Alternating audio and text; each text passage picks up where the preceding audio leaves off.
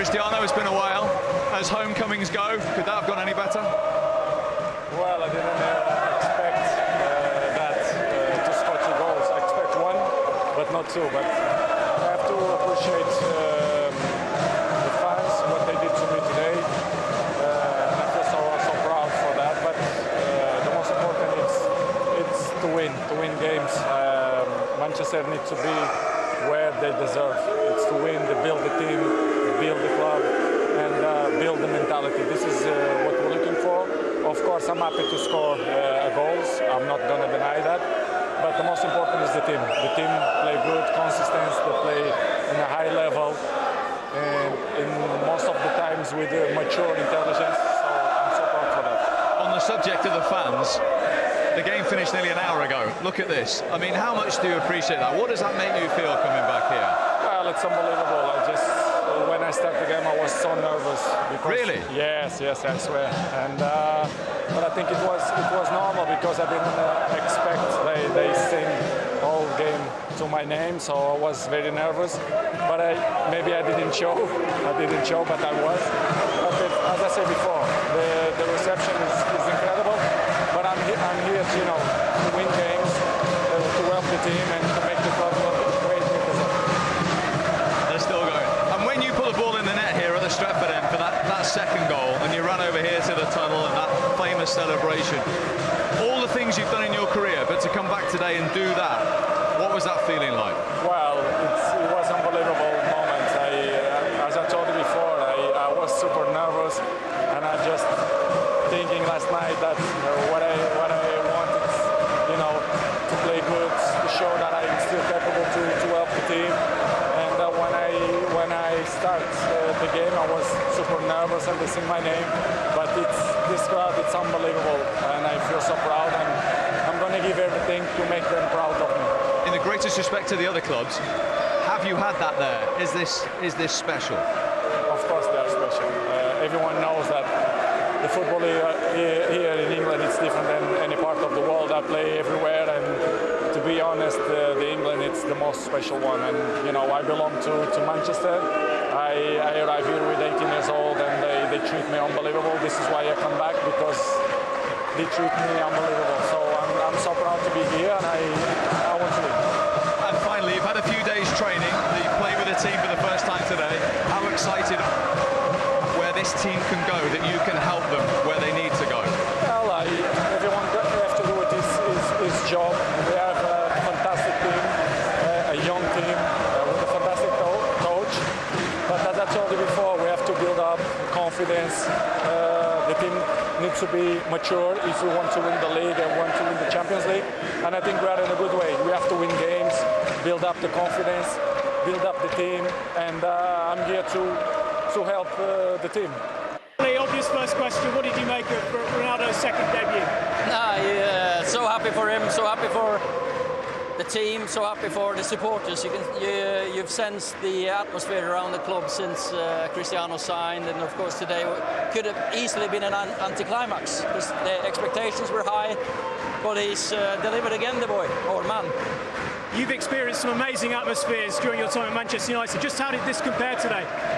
It feels like one of these old days, to be honest. It's special.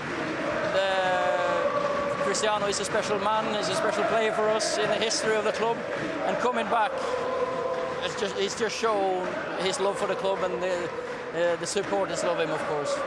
How much of a lift can he give the team for the rest of the season after what you've seen today as well? He senses the big moments, he scores goals, he's a ruthless goal scorer, clinical, he's patient in his movements, and he's lifted the team, of course, but he's lifted everyone around the club. You can see that everyone's dreaming, and they can dream, we'll be focused, we'll get our feet on the ground and think about the next game. He's back. A Manchester United legend returned to Old Trafford today. Yes, Steve Bruce was in town. His Newcastle team out to spoil the homecoming of another familiar face. 5-time Ballon d'Or winner Cristiano Ronaldo, top of the bill at the Theatre of Dreams for the first time in 12 years. Just like Ronaldo, goals are our business. 1,071 of them in the studio. We had to add them all together just to get ahead of Cristiano. Only one place to start. Manchester United versus Newcastle. Your commentator, Guy Mowbray. Yes, he's back. What a story. What a week or so it's been, and what a start for Cristiano Ronaldo. He never disappoints, does he? It was always going to be, wasn't it? He was just never going to disappoint. We all expected him to do well. We all expected him to score his goal or his goals, and the performance that he put in was just phenomenal. I mean, for 36 years of age, his energy, his attitude is an example to any young kid watching. All I would say is just watch this guy week in, week out. Everything about him, whether it's his movement, whether it's his ability in the air, whether it's his touch, his control, just everything, Gary, is first class. There's his movement there, the spinning behind. Slightly unlucky there that the ball didn't get to him.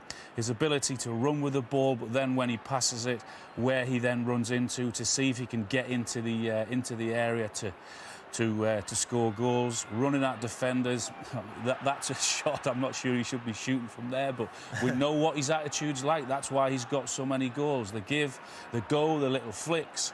And as I said, just watch him, because where he ends up, where he wants to get to, in and around that 6-yard box. There's no one there. He has no option but to go for goal there, because there's no one within sight. He can't pass to anyone.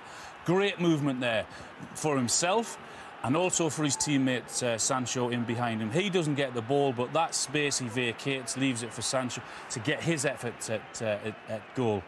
This is his goal here. Just watch his movement compared to everyone else, right? Watch his and the defender's movements. He's already on his way. He's expecting and wanting the goalkeeper to make a mistake. He does that, he gets his tap in. Not many people think like that. He does. The little give, the go, that's where he wants to get to. Again, OK, it doesn't get to him on this occasion. 36 years of age. Has he lost any pace? Not at all. Look at the way he just glides past the defenders. All right, again, another mistake from the goalkeeper. He should do better there, but he's in there. He's on target. Absolutely. What a celebration. That was goal number 787. Yes, 787. It's just incredible. He's got a chance. I mean, it's a tough day for anybody, I think, to go to Old Trafford today under those kind of circumstances, and especially for Newcastle. Any positives for them? Well, it's only the fact that you're going to go there and you're going to probably not have the ball. And, you know, if you do get the ball and you get an opportunity, then you kind of have to do the best you can with it. And there was opportunities where they did. I think that even with Joe Linton, once he got into this position, you can look that there's nobody up there with him. At some stage, Newcastle have got to enforce themselves on Manchester United, because there's, as we'll show, there's chances where they should have done better. I think Joe Linton's got to get into that area there. I know that Steve Bruce will have been thinking, like I say, we're not going to have a lot of the ball, so if we do get a chance, we've got to do the best we can with it. Now, you look at this instant, now just square that to Joe Linton, bam, that's a tap-in. You know, decision on this occasion, he tries to shoot, speculative shot, and this. Saint-Maximin, this is fantastic play. Now, you look at the desire for the Newcastle players getting up to support him. They know he's got the ability to get to this situation, keep the ball, and create something. See, Witchy's there, Longstaff is there. Once he gets in there, he's got two options here. He's got Joe Willock and he's got Matt Ritchie. And in the end, he doesn't sort his feet out in time. They miss the opportunity. And this, you look at Manquillo here, this is what they needed to do, because they're capable of doing it. Almiron does fantastic there. You look at how many yards Manquillo makes up there to get there. And it's 90 yards to get there. This is the kind of drive and desire that they want to be doing to get there. Now you look at Joe Linton. So you've got half the team that are working as hard as someone like Manquillo, then you've got Joe Linton, who's a striker or a forward, and he's now just realised I maybe should be in here.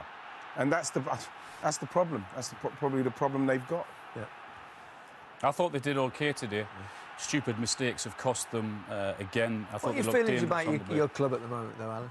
Where, not a great start. I hate what my club is or has become. What has it become?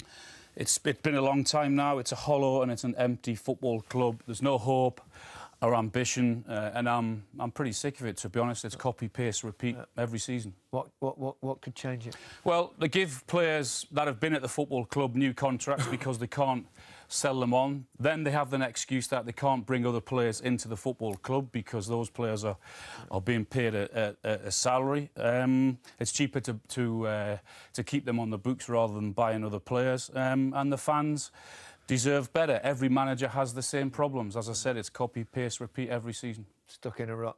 Yep. OK. The whole world was watching, and Cristiano Ronaldo more than delivered. I mean, it was just such a special day for football fans around the world, just seeing him back in the Premier League. Yeah, for football fans, you're right. Neutral fans around the world will just, you can't stop smiling at the whole day. You know, him coming onto the pitch, the roar of the crowd, scoring a goal, you just know the script is written. And me and Andy were just saying there, imagine some of these young kids that are at Old Trafford all around the world, and they've been watching Cristiano Ronaldo and Messi, let's say, over the last decade and more, really, and thinking they're the best two players on the planet by a mile, and now he rejoins your team, and all of a sudden you see him score 2 goals. When you see the faces of some of the people in the crowd when he scored, it was just one of those very rare moments when football was just a brilliant game. It really, really was. And I mean, I remember Steve Bauer and Owen Hargreaves were on the ground, weren't they, for us on Matchday Live? And Steve was saying that he hasn't seen a warm-up that's been watched so closely ever. No. I mean, it was incredible. Is every moment, is every second, every movement he made would have been tracked by pretty much everybody today, which is what makes him, I think, so unique. It's the hardest thing to do on a football field, is to put the ball in the back of the net. He did it brilliantly for many years. This guy just I've watched him so many times over the years, watching Champions League football, and marvelled at how he's got this incredible ability to continue to put himself in the right spot at the right time, and then execute it, and then put it in the back of the net. It's such an incredible skill, and to still have it at 36, the desire to do it, Mo, is I think very special. Well, we're very lucky. I mean, we get to rub shoulders with other great players here. You know, Paul Scholes was in earlier, and people like that. What Cristiano Ronaldo does for even players, you know, we've played the game, we've rubbed shoulders with people, other great players, but even those great players just can't fathom how this fella does it. How you can stay at the top of your game for that long, that determination, that desire, never injured. I mean, if you type perfect footballer into a computer, it just comes out as Ronaldo. His shape, his size, his abs, everything about him is just unbelievable. And as I say, any neutral watching around the world today has to just appreciate it. You know, I was laughing. Do you think he'll let himself go when he finishes playing? You know? Do you think he might put a couple of stone on and not like us, put the trousers on one day and think they're getting a bit nippy, these? You know, I don't think so. I just think this guy is just unbelievable. He really is, and we're so glad that he's come back to the Premier League, because it's a treat for us. Because, and funny enough, again, another thing, Seema, just quickly, Michael and I were talking earlier. In his era, there was him, Robbie Fowler, Shearer, Ferdinand, Ian Wright, all of those sort of guys that were absolute goal-scoring machines. Now we got Kane, we got Salah, we got Ronaldo, we got Lukaku, we got Vardy, we got another little group of players coming along that can, maybe I don't think are quite there in terms of the numbers in Michael's era, but can rival it, certainly the top 5 or 6. Yeah. And no doubt all of those players you just mentioned are going to spur Ronaldo on even more to do even better, which is actually quite a scary prospect. Well, he's had it all his life. I've got no doubts about it. If Messi wasn't around, Ronaldo wouldn't have hit the numbers that he's hit. Listen, he would still be an amazing player, great player, breaking all the records. But you need people to push you. Everybody needs it. And, of course, he's getting on in years. He's 36. In football terms, that's old. Yes. Yet and for a striker as well. Exactly. He's going to have real competition. Lukaku at the top of his game. Harry Kane, as we've said, at the top of his game. Salah, he's not slowing down. He's at the top. So he's going to get competition for that golden boot. And, of course, that's a nice to have. They all want the Premier League title. But also, for players like Ronaldo, they don't get to being as good as they are without having the little bit between their teeth to win the golden boot as well. Well, Michael, do you want to talk us through his very first goal back at Old Trafford in his second It's probably the most, the easiest goal he's ever scored, or so it seems. But I just want everybody to have a look at his movement. While everybody else is static, look at one person Now, goal scoring is, you know, a lot of it is repetition. Finishing is repetition. But this is instinct. Now, you can't teach that. You can't teach somebody that's just got the optimism, that has just a smell of where the ball's going to land. He's done it all his life. This is opportunism. It's, you know, as I say, it's instinct. Nobody else seems to do it. It looks easy to everybody watching in, thinking, oh, it was only a tap in from 3 yards. There's another 10, 12 players in that box. There was none of them moving a muscle. Every Newcastle defender there expected Freddie Woodman just to gather that ball, and the next thing, the goalie's got it in his hands and he's throwing it out. They were all on their heels, and Mo's right. He just thought there might be something for me. He's not even thinking. He's just instinctively on the move. He's done it so many times, been in that scenario, and that's what happens. And it's because of just that great habit that he's got that he gets himself a goal. Well, we actually quite often last season spoke about Cavani's movement, didn't we? But what about his? I mean, it's just a different level altogether, is it not? Yeah, I mean, well, it's different to Cavani's. I mean, he's not going to make certain moves like Cavani, but I mean, this shows that he's still got a lot of power, a lot of speed in his legs, and this is very different. This is not necessarily instinct. This is repetition. This is knowing what type of finish to put on it, you know, in this certain area. And it's on his weaker foot, if he's got one. Of course, he's virtually perfect, but he has got a weaker foot, and it's his left foot. But in that situation, you're holding somebody off. You know, if you're on the training ground, you'd try to hit it in the far top corner of this, but you're playing percentages, you're playing what's going to give me the best chance of scoring. And at that point, it's weak foot, it's hit it hard, hit it low. That's the best, you know, way you're going to score in that situation. A little bit of luck, but he chooses the right finish, and more often than not, if you keep choosing the right finish, you're going to have a higher percentage of goals that goes in. And I never watch him and think, that was a place, why did you hit it so hard, you should have placed it, or that was a ding. You never question his choice of finish. No. And when you choose the right thing all the time, you're going to have a far greater, you know, quantity of goals. It's quite a simple equation. I just wonder, if you're coming up against Ronaldo, you're a defender, you're a goalkeeper. Are you relishing this opportunity, or are you pretty fearful? One thing you do know is that as Hayden did there a couple of times, gave him a little bit too much room. You give him half a chance to shoot, he will.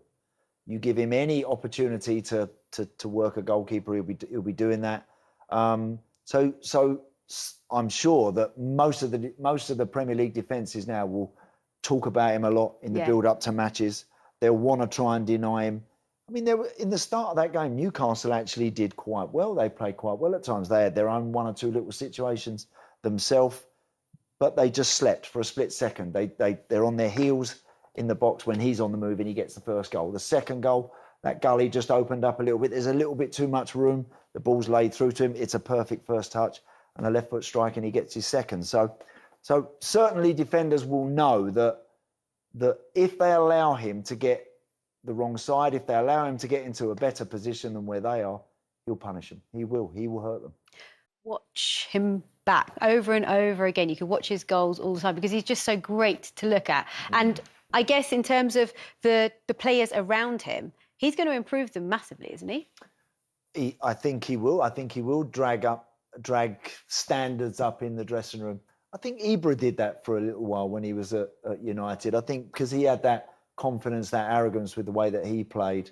I think that sort of guy as well those type of players have an ability to do that. But I think with Ronaldo, I think when anyone wants to analyse what he's done, he's just the numbers that he's produced over the years, the consistency, the trophies he's won, and the way that he looks after himself and the way that he still has that appetite to keep getting out there, I think it can only have a positive effect. If I'm Marcus Rashford now, who's had it's been a tough summer for him, and he's obviously had his shoulder surgery, etc. He's coming back.